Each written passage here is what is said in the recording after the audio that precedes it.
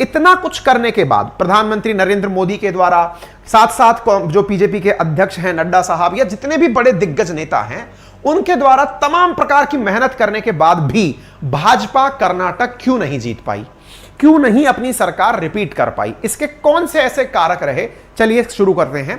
सबसे पहला जो कारक यहां पर निकल कर आ रहा है उनमें है इनकी आंतरिक कलह। आंतरिक कलह से मतलब क्या है? कर्नाटका के अंदर जो वर्तमान की बीजेपी सत्तारूढ़ पार्टी थी उसमें बहुत सारे धड़े बने हुए थे।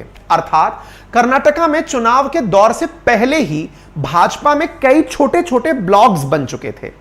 एक ब्लॉक मुख्यमंत्री के पद से हटाए गए वीएस येदुरप्पा का गुट था। येदुरप्पा को पहले हटाया गया था, लेकिन इलेक्शन में आते आते उन्हें फिर से महत्वपूर्ण जिम्मेदारी दे दी गई थी। इसी प्रकार से जो धड़े बन रहे थे, दूसरा मौजूदा जो मुख्यमंत्री हैं बसवराज बोम्मई, उनका गुट था। तीसरा भाजपा के राष्ट्रीय महासचिव जो बीएल संतोष हैं, उनका अपना गुट बना हुआ था। और भाजपा के प्रदेश नलिन कुमार कटील जो हैं, उनका अपना गुट बना हुआ था। गुटबंदी से देखिए, ये हर जगह वैलिड है। यदि कभी भी आपको कोई भी मैदान में, चाहे वो एग्जाम का हो, चाहे वो खेल का हो, चाहे वो राजनीति का हो, यदि आपको विजय प्राप्त करनी है तो आपके रथ के घोड़े अलग अलग दिशाओं में नहीं भागने चाहिए। यदि आप पढ़ाई करने बैठे हैं, आपके दिमाग में आ गया कि मेरे को 5 परीक्षाओं में फॉर्म डालना है, आप एक में भी पास नहीं होंगे। यदि फोकस करना है, एक एग्जाम पर फोकस करना है। यदि पार्टी को चलना है, एक व्यक्ति के लीडरशिप में चलना है। लेकिन जैसे ही विभाजन धड़ों में होता है, नेगेटिव परिणाम आते हैं और मल्टीपल टाइम ऐसा होता है। एक 5वां फ्रंट भी था जो पार्टी के महासचिव सीटी रवि का था। ये सभी फ्रंट भाजपा के कार्यकर्ताओं को अपने अपने लेवल पर लेकर घूम रहे थे और ऐसी स्थिति में पहला जो गुटबंदी है वो इनके खिलाफ पड़ी। नंबर दूसरा, साथियों 2021 में बीएस येदुरप्पा ने जब रिजाइन किया था, उस समय उन्होंने एक बात बोल दी थी और उन्होंने कहा था कि लोगों का हम पर से विश्वास खत्म हो गया है। येदुरप्पा बीजेपी की तरफ से ही सीएम थे, उनकी जगह बसवराज बोम्मई को सीएम बनाया गया था। उनके कहने पर मतलब यह था कि जब उन्हें सीएम पद से हटाया गया था तो उन्होंने कहा लोगों ने हम पर ट्रस्ट खो दिया है। तो असल में बोम्मई, ये येदुरप्पा कर्नाटका में काफी महत्वपूर्ण व्यक्ति माने जाते हैं। मतलब जिस समुदाय से वो आते हैं, कर्नाटका में उनका काफी ज्यादा होल्ड है। उन्होंने जब खुद से ही लोगों के सामने ये कह दिया कि लोग हम पर विश्वास नहीं करते, तो ये वही वाली बात हो गई कि टीम को कैप्टन ही ये कह दे कि तुम लोग मुझ पर ट्रस्ट नहीं करते हो, तो उन्हें भी लगने लगता है कि यार हाँ यार, हमारा ट्रस्ट गायब हो गया है। ये दाव इनका विपरीत पड़ा। तीसरा जो दाव था वो था टिकट बंटवारे को लेकर। हाल ही में इस चुनाव के अंदर बहुत सारे लोगों के टिकट काटकर नए लोगों को दिए गए थे। टिकट बंटवारे में जो गड़बड़ी हुई उसमें कई दिग्गज नेताओं के टिकट काट दिए। वो टिकट जिनके कटे, वो बीजेपी लीडर्स जिनको टिकट नहीं मिला वो बागी हो गए और वो जाकर के उस जगह चुनाव लड़ लिए जहां पर बीजेपी को अपना नया उम्मीदवार खड़ा करना था। वो जो बागी हुए नेता थे, उन नेताओं ने बीजेपी के जो नए नेता थे उन्हें बहुत बड़ी टक्कर दी। उसका नतीजा यह हुआ कि दोनों ही जो बीजेपी के वोटर्स थे वो बट गए, बागी के बीच में और बीजेपी के नए टिकट दिए वाले व्यक्ति के बीच में। इसका सीधा फायदा कांग्रेस को हुआ। ऐसी स्थिति में करीब 15 से ज्यादा ऐसी सीटें निकलकर आई जहां भाजपा के बागी नेताओं ने चुनाव लड़ा और पार्टी को बड़ा नुकसान पहुंचाया। इनमें कई बड़े नेताओं का नाम भी शामिल है। इससे भी बड़ा एक मुद्दा बना और वो था भ्रष्टाचार का। भ्रष्टाचार में लोकायुक्त पुलिस ने बीजेपी के एमएलए मदल विरूपक्षहप्पा को करप्शन केस में गिरफ्तार किया था, जिसके चलते कांग्रेस ने बीजेपी सरकार पर आरोप लगाया कि यह 40% कमीशन पर काम करने वाली सरकार है। ठेकेदार से भाजपा सरकार पर 40% की कमीशन खोरी का आरोप लगाया, जिसने ठेकेदार ने कमीशन के चलते फांसी लगा ली थी। तो यह मुद्दा काफी ज्यादा उठाया गया और हर जगह बीजेपी की सरकार को कमीशन की सरकार कहा गया और एक रेट लिस्ट जारी की गई जिसमें यह दिखाया गया कि हर काम में सरकार कितना प्रतिशत कट लेती है। कर्नाटका के BJP MLA Madal Virupaksha get bail health ground. तो कर्नाटका के एमएलए जो कि करप्शन के लिए जेल गए थे लोकायुक्त पुलिस के कारण, उन्हें बेल भी दे दी गई, जिसका बहुत नेगेटिव इंपैक्ट पड़ा।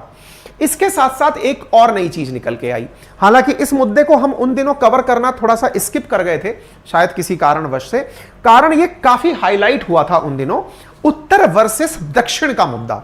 असल में अमूल का नाम आपने सुना होगा, काफी विज्ञापन भी आते हैं जिसमें लिखा है ना अमूल दूध पीता है इंडिया करके, आपने सुना होगा, काफी अच्छा ब्रांड है। नॉर्थ इंडिया का ब्रांड, विशेष रूप से गुजरात का ब्रांड है। अमूल कॉर्पोरेशन के बारे में काफी लोगों ने सुना भी होगा। अमूल जो है, इसने कर्नाटका में इन दिनों एंट्री करने के लिए एक ट्वीट डाला था। क्या ट्वीट डाला था? अमूल ने डाला था, the Amul family is bringing in some Taaza into Bengaluru, more updates coming soon. April 5 को यह अमूल के द्वारा एक ट्वीट डाला गया था, यानी अमूल जो है वो कर्नाटका आ रहा है। इलेक्शन का टाइम था। जिस तरह से राजस्थान के अंदर अपनी डेयरी चलती है सरस के नाम से, सरस कोऑपरेटिव जो है वो राजस्थान की अपनी डेयरी है, ऐसे ही गुजरातियों की अमूल चलती है, जैसे यूपी वालों की आनंद चलती है। इस प्रकार से अपनी अपनी जगह की, राज्य की अपनी डेयरियां हैं। अमूल जो है वो कर्नाटका में एंट्री कर रहा था। कर्नाटका में कन्नड़ और दक्षिण भारत का मुद्दा हावी करने के लिए कर्नाटका का अपना एक लोकल ब्रांड है जिसका नाम है नंदिनी। उस नंदिनी ब्रांड को लेकर कांग्रेस जो है वो नंदिनी के साथ खड़ी हो गई, किसानों के पास जाकर पहुंची कि आपके ब्रांड को टक्कर देने के लिए उत्तर भारत का एक ब्रांड यहां पर बीजेपी लेकर आ रही है और अमूल को यहां पर प्रसारित करने की कोशिश की जा रही है, जिसके चलते किसानों में नंदिनी, क्योंकि देखिए डेयरी के पास दूध कौन पहुंचाता है? किसान पहुंचाता है। तो किसान को यदि यह खबर दे दी जाएगी कि आपके लिए एक नई कंपनी आ रही है, अब दूध बाहर से ही आएगा, आपके गाय भैंस का दूध कोई नहीं लेगा, तो उस वजह से किसानों में एक प्रकार का यह विचार बन गया कि यदि यही हालात रहे तो अमूल नंदिनी को खत्म कर देगा, इससे किसानों में संकट उत्पन्न हो जाएगा। यही कारण है कि ट्विटर पर ट्रेंड हुआ गो बैक अमूल और हैशटैग सेव नंदिनी। जब इस तरह के हैशटैग ट्रेंड होने शुरू हुए तो दक्षिण भारत और उत्तर भारत की लड़ाई यहां पर जोर पकड़ने लगी। इस कारण से लोगों ने, मतलब विशेष रूप से कांग्रेस ने नंदिनी का सपोर्ट किया और इस कारण से उत्तर बनाम दक्षिण की लड़ाई कर्नाटक में चल गई। इस कारण से भी कहा जा रहा है कि बीजेपी को बड़ा नुकसान हुआ। और इस पूरे नुकसान के बाद में एक और बड़ा मुद्दा निकल कर आया, वो था आरक्षण का। आरक्षण के विषय पर हुआ यह था कि भाजपा सरकार ने मुस्लिमों को दिया जाने वाला 4% का आरक्षण खत्म कर दिया था। 4% आरक्षण खत्म करके उसे लिंगायत और अन्य वर्गों में दे दिया गया था। इस मुद्दे पर कांग्रेस ने एक और दाव चल दिया और वो दाव ये था कि आरक्षण का प्रतिशत जो 50% है, कांग्रेस ने बढ़ाकर उसे 75% कर दिया कि जिसे आरक्षण चाहिए ले लो। जैसे हाल ही में नॉर्थ ईस्ट में हुआ, वहां लगता है कि मैतेई को भी मतलब आरक्षण मिल जाएगा, सभी को मणिपुर के अंदर आरक्षण दे दिया गया एक तरह से। वैसे यहां 75% का आरक्षण अनाउंस कर दिया गया। इसके चलते इनका जो 4% का दाव था वो फीका पड़ गया, क्योंकि कांग्रेस ने 75% आरक्षण अनाउंस कर दिया। ऐसी स्थिति में भाजपा का हिंदुत्व बिछड़ गया और आरक्षण के वादे से कांग्रेस को फायदा पहुंचा। इसके साथ साथ कांग्रेस की जीत की क्या वजह रही? ये तो बीजेपी के पिछड़ने की वजह रही। कांग्रेस की जीत के पीछे का बड़ा वजह क्या था? तो यहां पर आप दो चेहरे देख रहे हैं, एक डी शिव कुमार हैं और एक मुख्यमंत्री के वो जो प्रत्याशी हैं वो हैं राहुल गांधी। इन्हें साथ लेकर ढोल बजाते हुए आपको यहां दिखाई दे रहे हैं। यहां पर आप जो देख रहे हैं उनमें जीत का सबसे बड़ा कारण जो निकाला गया, जयराम रमेश जी का कहना है कि जहां जहां भारत जोड़ो यात्रा की गई थी वहां का जो स्ट्राइक रेट रहा वो बहुत सकारात्मक रहा है। तो पहला कारण भारत जोड़ो यात्रा को जयराम रमेश जी के द्वारा दिया गया। दूसरा बड़ा कारण कर्नाटका में कांग्रेस के द्वारा दी गई 5 गारंटी थी। इनके अंदर गृह ज्योति योजना के नाम पर हर परिवार को 200 यूनिट बिजली फ्री, गृह लक्ष्मी योजना के तहत हर महिला को 2000 रुपए प्रति महीने की तनख्वाह, साथ में सरकार में आते ही सभी महिलाओं के लिए फ्री बस सेवा, युवाओं को फोकस करते हुए ग्रेजुएट युवाओं को 3000 रुपए महीना, डिप्लोमा होल्डर्स को 1500 रुपए महीना, अन्न भाग्य योजना के तहत बीपीएल परिवारों को हर महीने 10 किलो प्रति व्यक्ति चावल। इन वादों का असर यह हुआ कि ये लोगों को रीच करने में कामयाब हुए। जैसे मनरेगा एक समय पर जब आया था तो उसने यूपीए की सरकार को रिपीट करवाया था। एग्जैक्टली यहां पर इस प्रकार से हर व्यक्ति के लिए कुछ ना कुछ जो कांग्रेस ने 5 बड़े महत्वपूर्ण घोषणाएं की, उन घोषणाओं में बीजेपी का दाव उल्टा पड़ा। बीजेपी ने इन्हें रेवड़ी बांटना कहा कि रेवड़ी के दम पर सरकार जीतना चाहते हैं। ऐसी स्थिति में कांग्रेस इनके ऊपर हमलावर होते हुए कही कि आप लोग जो करोड़ों रुपए कर्ज माफ कर देते हो बड़े लोगों का, उनका क्या? जिसके चलते आप रेवड़ी का जो व्यापार, रेवड़ी की जो बातें कर रहे हो, आप लोग भी जो इतने बड़े बड़े लोगों का कर्ज माफ करते हो, यदि हमने गरीबों में दे दिया तो उसका क्या? तो एक प्रकार से यहां पर क्लास का फर्क पड़ गया। तो वही वाली बात जो इंदिरा गांधी जी के जमाने पर गरीबी हटाओ से शुरू हुई थी, वही इस प्रकार की यहां पर भी योजना अनाउंस की गई और उसके चलते फिर से अमीर गरीब का जो कन्फ्लिक्ट है उसमें कांग्रेस लीड ले गई। कर्नाटका में राहुल जी की जो चुनावी सभाएं हुई थी उनमें ये सारी बड़ी बड़ी घोषणाएं की गई थी। साथ में आरक्षण का भी दायरा बढ़ाया गया। एससी का रिजर्वेशन 15 से बढ़ाकर 17%, एसटी का रिजर्वेशन 3 से बढ़ाकर 7% करने की घोषणा की गई। इसके साथ साथ जो भ्रष्टाचार था, उस भ्रष्टाचार के मामले पर कांग्रेस काफी ज्यादा आक्रामक रही। 40% कमीशन का जो मामला है यह काफी जगह उठाया गया। इस तरह से उठाया गया कि एक रेट लिस्ट जारी करके बता दिया कि बीजेपी किस प्रकार से सबसे परसेंटेज में कट लेती है, सरकार होते हुए भी वो काम करने के नाम पर कमीशन खोरी करती है। एक रेट लिस्ट बकायदा जारी कर दी गई जिसे करप्शन रेट लिस्ट कहा गया, जिसमें सीएम पोस्ट के लिए 2500 करोड़ रुपए, मिनिस्टर पोस्ट के लिए 500 करोड़ रुपए, जॉब कार्ड के लिए मतलब बीडीए का कमिश्नर 10 से 15 करोड़ रुपए, केपीएससी का जो कर्नाटका पीएससी है उसके चेयरमैन का 5 से लेकर 15 करोड़ रुपए, एसपी की रेट 5 से लेकर 15 करोड़ रुपए, वाइस चांसलर की 5 से लेकर 10 करोड़ रुपए, तहसीलदार और एडिशनल कमिश्नर इन सब के लिए 50 से लेकर के 3 करोड़ रुपए। इस तरह की रेट लिस्ट यहां पर मुद्दे के रूप में प्रकाशित होना शुरू हो गई। इसके साथ साथ पार्टी के जो पूर्व मुख्यमंत्री सिद्धारमैया और डी शिव कुमार जो हैं, इनके जो बीच के दो धड़े थे उन्हें साधने में राहुल गांधी कामयाब रहे। उन्हें पूरे समय साथ रखते हुए उन्होंने अपना चुनाव प्रचार किया है। साथ में कांग्रेस की तरफ से सोनिया गांधी काफी लंबे समय बाद खुद चुनाव प्रचार में दिखाई दी।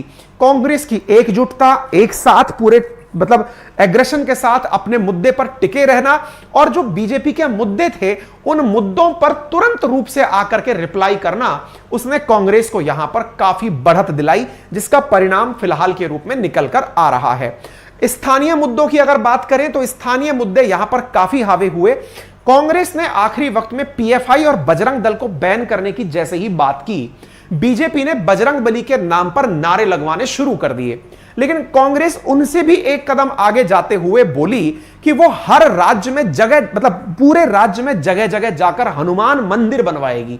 तो इस तरह से कांग्रेस बीजेपी के सामने हल्की नहीं पड़ी। जो मुद्दे बीजेपी ने उठाए उन पर तत्काल प्रतिक्रिया दी। एडमेंट होकर कांग्रेस अपने ऊपर नहीं चलती गई। यह पूरी तरह से एक बेटर मैनेजमेंट के निशानी के रूप में कर्नाटका निकल कर आया है और यह कांग्रेस के लिए एक बहुत लैंडमार्क विक्ट्री है। कांग्रेस को इससे बहुत ज्यादा उम्मीदें होंगी, विशेष रूप से देश के उन लोगों को जो ये चाहते हैं कि देश में एक मजबूत विपक्ष हो, उनके लिए यह जीत बहुत जबरदस्त मायने रखेगी। सत्ता परिवर्तन लोकतंत्र में जनता की चाहत के अनुरूप होता है और ऐसी स्थिति में डेमोक्रेसी में विश्वास बढ़ाने के लिए जब किसी राजनीतिक दल के द्वारा प्रयास किए जाते हैं और सत्ता परिवर्तित होती है तो लोकतंत्र मजबूत होता है। पाकिस्तान जैसे हालात नहीं कि वहां सत्ता जिनकी बदल गई उन्हें उठाकर जेल में डाल दिया जाए। यह लोकतंत्र में विश्वास बहाली के लिए इस तरह के चुनाव और इस तरह के परिणाम अति आवश्यक होते हैं। और जो एक सबसे बड़ा दाव इनका रहा वो ये था कि जो बीजेपी के बागी नेता थे उन्हें कांग्रेस लगातार अपने साथ अपनाती चली गई। परिणाम फिलहाल आपके सामने है। अब बड़ा सवाल यह है कि कर्नाटका का अगला सीएम कौन होंगे। फिलहाल के लिए इतना ही। सिद्धारमैया या शिव कुमार, आने वाली जानकारी जैसे भी होगी आपको अपडेट कर दी जाएगी। साथियों, यदि आप चाहते हैं हमारे साथ जुड़कर के पढ़ाई करना तो आपके लिए सारथी बैच शुरू हो रहा है इस सोमवार से। आपका उसमें स्वागत रहेगा। मात्र 1999 में आपकी एंट्री वहां पॉसिबल है। उसके बाद एडमिशंस नहीं लिए जाएंगे, यानी क्लास शुरू होने के बाद there is no admission. Class के शुरू होने से पहले पहले ही एडमिशंस बंद कर दिए जाएंगे। आपसे गुजारिश है कि यदि आप में से कोई भी साथी अपना फाउंडेशन मजबूत करना चाहता है हिस्ट्री, ज्योग्राफी, पॉलिटी, इकोनॉमी में, तो उनका मोस्ट वेलकम है। मात्र 1999 का कोर्स कमेंट लिंक में दिया गया है, कमेंट बॉक्स में लिंक दिया गया है। आप वहां जाकर हमारा अपनी पाठशाला एप्लीकेशन डाउनलोड कर लें, जो कि गूगल प्ले स्टोर पर और एप्पल स्टोर पर उपलब्ध है। सारथी नाम से बैच है। अपने आप को एनरोल करें और जबरदस्त तरीके से ज्ञान अर्जित करें। फिलहाल के लिए इतना ही। धन्यवाद।